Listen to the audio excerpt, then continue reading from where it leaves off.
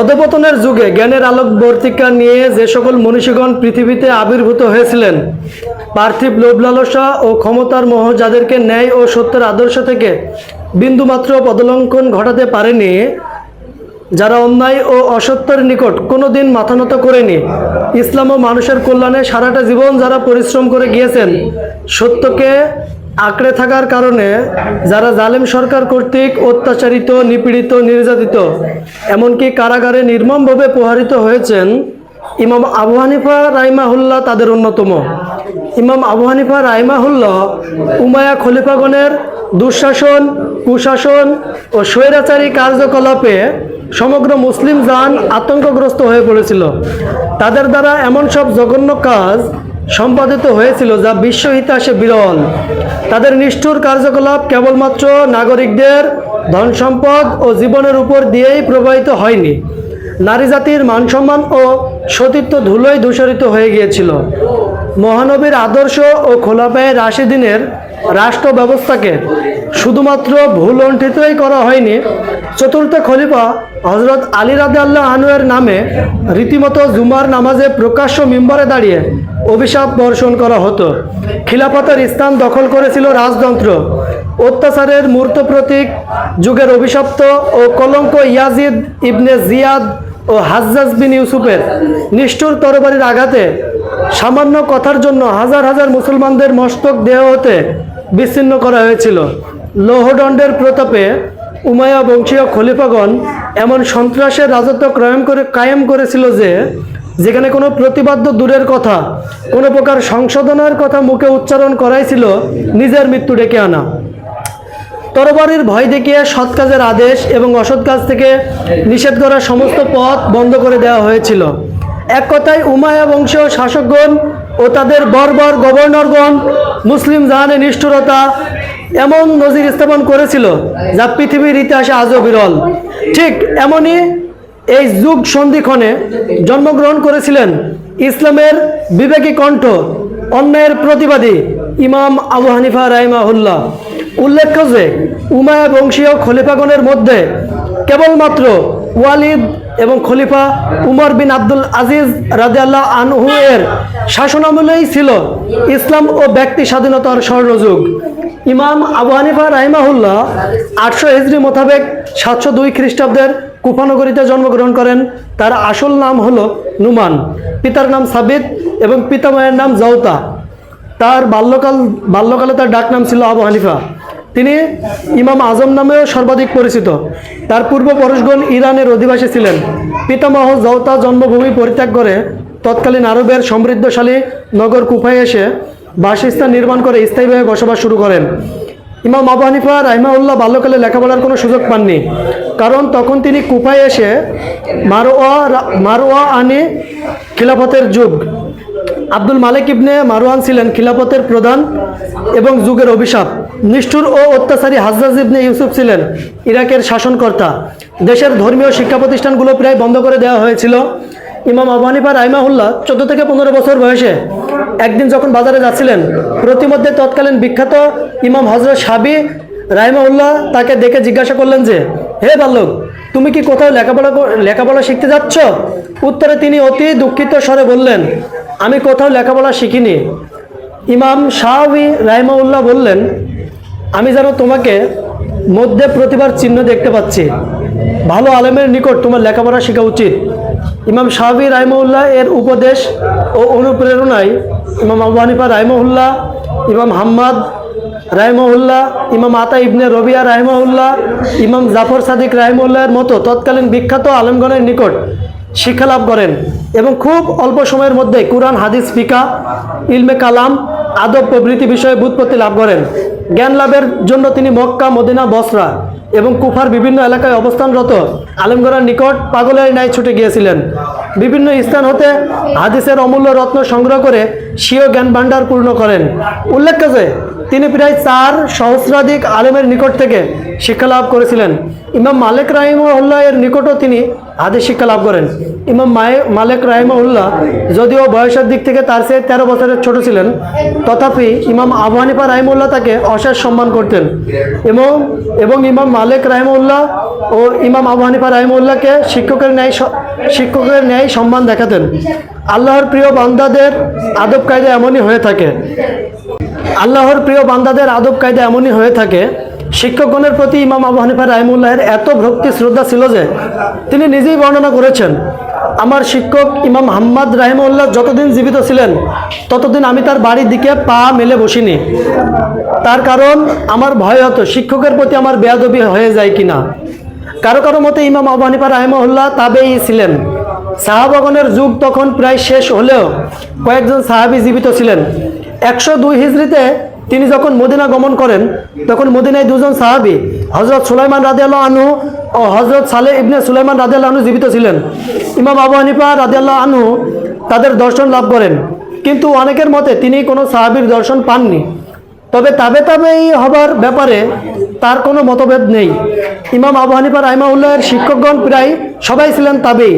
ফলে হাদিস সংগ্রহের ব্যাপারে তার মাত্র একটি মধ্যস্থতা অবলম্বন করতে হতো। তাই প্রায় সংগৃহীত হাদিস সম্পূর্ণ সহিহ বলে প্রমাণিত হয়েছে। তাফসির ও হাদিস শাস্ত্রে তার অসাধারণ প্রতি অভিজ্ঞতা ও পাণ্ডিত্য থাকা সত্ত্বেও ফিকহ শাস্ত্রে তিনি সর্বাধিক খ্যাতি লাভ করেছেন। তিনি কোরআন, হাদিস, ইজমা, কিয়াসের ভিত্তিতে বিবিধ বিষয়ে ইসলামী আইনগুলোকে ব্যাপক পুঙ্খানুপুঙ্খভাবে আলোচনা করেছেন। বর্তমান বিশ্বে প্রায় 2/3 মুসলমান হানাফি মাযহাবের অনুসারী। ফিকহ শাস্ত্রে তার অক্লান্ত পরিশ্রম ও অবদানের জন্যই মুসলিম জাতির সত্যের সন্ধান অনায়াসে লাভ করতে পেরেছে। ফিকহ শাস্ত্রের উন্নতির জন্য তিনি 40 সদস্য বিশিষ্ট একটি সমিতি গঠন করেন। ইমাম আবু হানিফা রাহিমাহুল্লাহ ছিলেন সমিতির প্রধান। সমিতির সদস্যদের মধ্যে ইমাম জাফর সাদিক, হাব্বান, ইমাম মুহাম্মদ ইউসুফ, ইয়াহইয়া ইবনে আবি যায়েদা, হাব্বান, ইমাম মুহাম্মদ ইউসুফ ইবনে খালেদের নাম উল্লেখযোগ্য। ইসলামের বিভিন্ন আইন নিয়ে স্বাধীনভাবে আলোচনা হতে প্রত্যেকেই কোরআন ও হাদিসের ভিত্তিতে নিজ নিজ মতামত ব্যক্ত করতেন। অতঃপর সর্বসম্মতিক্রমে সঠিক সিদ্ধান্ত গৃহীত হতো এবং তা লিপিবদ্ধ করা হতো। সুদীর্ঘ 30 বছর কাল ইমাম আবু হানিফা রাহিমাহুল্লাহ ও অন্যান্যদের আপ্রাণ চেষ্টা ও সাধনার ফলে ফিকহ শাস্ত্রের উন্নতি সাধিত হয়। তিনি তার শিক্ষকতা জীবনে পৃথিবীতে হাজার হাজার মুফাসসির, মুহাদ্দিস ও ফকিহ তৈরি করে গিয়েছেন। তার ছাত্রদের মধ্যে যারা ইসলামের ইতিহাসে বিখ্যাত হয়েছেন তার মধ্যে ইমাম মুহাম্মদ রাহিমাহুল্লাহ, ইমাম আবু ইউসুফ রাহিমাহুল্লাহ ও ইমাম জুফার রাহিমাহুল্লাহ অন্যতম। ইমাম আবু হানিফা রাহিমাহুল্লাহর চরিত্র ছিল বহুগুণে গুণান্বিত। তিনি ছিলেন আত্মসংযমী, মহান চরিত্রবান, পরহেজগার, উদার, দানশীল, অতিশয় বিচক্ষণ এবং মুত্তাকিন। তিনি ছিলেন হিংসা, লোভ, ক্রোধ, পরনিন্দা ইত্যাদি থেকে পবিত্র। বিনা প্রয়োজনে কোনো কথা বলতেন না। তিনি সুদীর্ঘ 40 বছর এশার নামাজের অজু দিয়ে ফজরের নামাজ আদায় করতেন। এতে এতটাই বোঝা যায় যে তিনি সারা রাতে আল্লাহর ইবাদতে ইসলামের বিভিন্ন বিষয়ে গবেষণায় মগ্ন থাকতেন। তিনি কাপড়ের ব্যবসা করে নিজের এবং পরিবারের জীবিকা উপার্জন করতেন। কতিপয় কর্মচারী দ্বারা ব্যবসা পরিচালিত করতেন। ব্যবসায় যাতে হারাম অর্থ উপার্জিত না হয় সেজন্য তিনি কর্মচারীদের সবসময় সতর্ক করতেন। একবার তিনি দোকানে কর্মচারীদের কিছু কাপড়ের দোষ ত্রুটি দেখিয়ে বললেন, ক্রেতার নিকট এগুলো বিক্রি করবে, তখন কাপড়ের এই দোষগুলো দেখিয়ে দিবে এবং তার মূল্য কম রাখবে। কিন্তু পরবর্তীতে কর্মচারীগণ ভুলক্রমে ক্রেতাকে কাপড়ের দোষ ত্রুটি না দেখেই বিক্রি করে দেন। এ কথা তিনি শুনতে পেরে খুব ব্যথিত হয়ে কর্মচারীদের তিরস্কার করেন এবং বিক্রিত কাপড়ের সমুদায় অর্থ সদকা করে দেন। তার সততার এরকম শত শত ঘটনা পাওয়া যায়। তিনি কখনো সরকারি কোনো অনুদান গ্রহণ করেননি। নিজের ব্যক্তিত্ব ও স্বাধীনতাকে ঊর্ধ্বে তিনি কখনো স্থান দেননি। উমাইয়া বংশীয় খলিফাদের অত্যাচার, নিষ্ঠুরতা ও অমানবিক কার্যকলাপের বিরুদ্ধে আস্তে আস্তে সারা দেশে তীব্র আন্দোলন সৃষ্টি হয়। বিশেষ করে মারওয়ানের শাসনামলে আব্বাসীয় খিলাফতের দাবিদারের আন্দোলন ছিল তুঙ্গে। এই আন্দোলন সমগ্র ইরাক ও কুফায় উমাইয়া বংশীয় খলিফা মারওয়ানের সিংহাসনে কাঁপিয়ে তুলেছিল। ইমাম আবু হানিফা রাহিমাহুল্লাহ বুঝতে পেরেছিলেন যে এটা হলো উমাইয়া খিলাফতের দীর্ঘায়িত করার একটি গভীর ষড়যন্ত্র। তিনি এটাও বুঝতে পেরেছিলেন যে প্রাদেশিক জালেম গভর্নরের অধীনে কাজের পদ গ্রহণ করে ন্যায় বিচার প্রতিষ্ঠা করা সম্ভব নয়। বিচার কার্যে উমাইয়া শাসকদের প্রভাব পড়তে পারে। তাদের অধীনে কাজীর পদ গ্রহণ করার অর্থ হবে সত্য ও ন্যায়কে জলাঞ্জলি দিয়ে ক্ষমতা ও অর্থের মোহে উমায়া জালিম শাসক গোষ্ঠীর গোলামি করা। আগে বলা হয়েছে তিনি সরকারি কোনো সাহায্য গ্রহণ করতেন না এবং অবৈধ ক্ষমতা ও অর্থের লোভ লালসা তাকে কখনো স্পর্শ করতে পারেনি। তাই সত্যকে প্রকাশ করতে তিনি কাউকে কখনো ভয় করতেন না। ইয়াজিদ ইবনে হুরাইরার আমন্ত্রণ পেয়ে শুধুমাত্র প্রত্যাখ্যানই করলেন না, বরং সুস্পষ্ট ভাষায় বলে দিলেন, প্রধান বিচারপতির পদ গ্রহণ করা তো দূরের কথা, মোটা অঙ্কের বেতন দিয়ে ইয়াজিদ যদি মসজিদের দরজা জানালাগুলোর গুণবানের মতো হালকা দায়িত্বও দেয়, তথাপি এ জালেম সরকারের অধীনে আমি তা গ্রহণ করব না। এতে ইয়াজিদ ক্ষিপ্ত হয়ে ইমাম আবু হানিফা রাহিমাহুল্লাহকে গ্রেপ্তার করে কারাগারে বন্দী করেন। এরপর কারাগারে তাকে প্রধানমন্ত্রীর পদ গ্রহণ করার জন্য অনুরোধ জানান, কিন্তু এজন্য তিনি রাজি হন না। কিন্তু ইমাম আবু হানিফা রাহিমাহুল্লাহ নির্যাতনের ভয়ে জালিম সরকারের নিকট মাথা নত করেননি। অবশেষে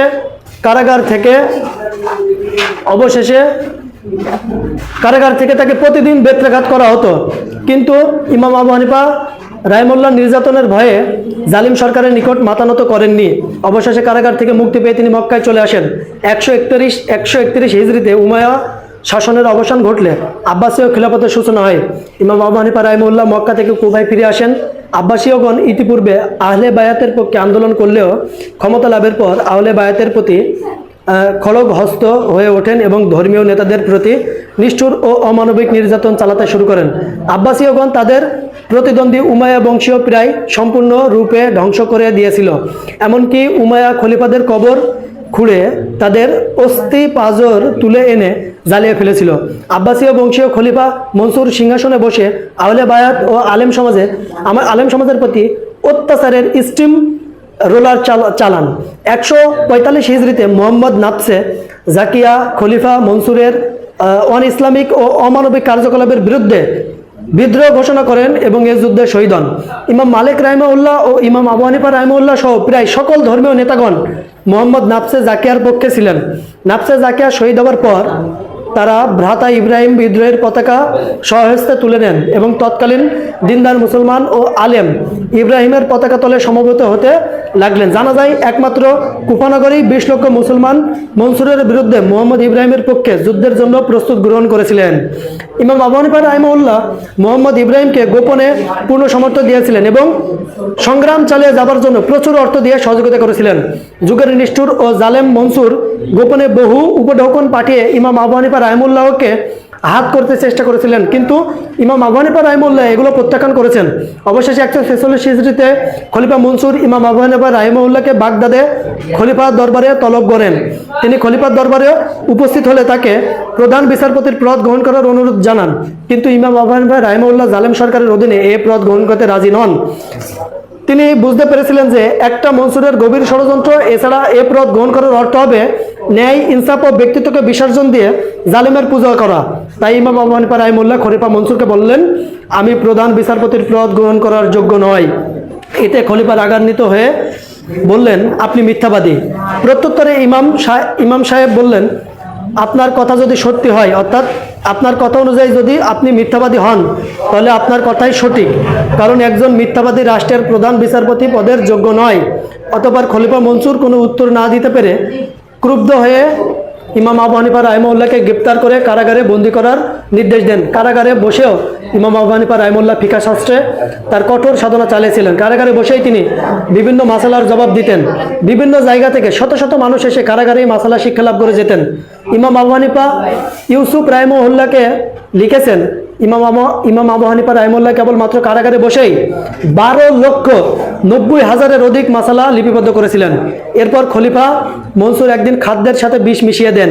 ইমাম আবু হানিফা রাহিমাহুল্লাহ বিষক্রিয়া বুঝতে পেরে সিজদায় পড়ে যান এবং সিজদা অবস্থাতেই তিনি 150 হিজরিতে এই নশ্বর পৃথিবী থেকে বিদায় গ্রহণ করেন। এই সময় তার বয়স ছিল 70 বছর। ইমাম আবু হানিফা রাহিমাহুল্লাহর মৃত্যুর সংবাদ বিদ্যুতের গতিতে চতুর্দিকে ছড়িয়ে পড়ে এবং দেশের সর্বস্তরের লোকজন মৃত্যুর সংবাদ শুনে শোকে মিয়মান হয়ে পড়ে। কথিত আছে তার জানাজায় 50,000-এর অধিক লোক অংশগ্রহণ করেছিল, কিন্তু লোকজন আসতে থাকায় 6 বার তার জানাজা পড়া হয়েছিল। তার ওসিয়ত অনুযায়ী বিরাজমান, তার ওসিয়ত অনুযায়ী বিজরান গোরস্থানে তাকে দাফন করা হয়। আমরা এই মহামনীষীকে চির সম্মানে স্মরণ করি এবং তার সম্মানকে অক্ষুণ্ণ রাখার চেষ্টা করি। তাকে সম্মান জানিয়ে আজকের এই ভিডিও শেষ করছি। আসসালামু আলাইকুম।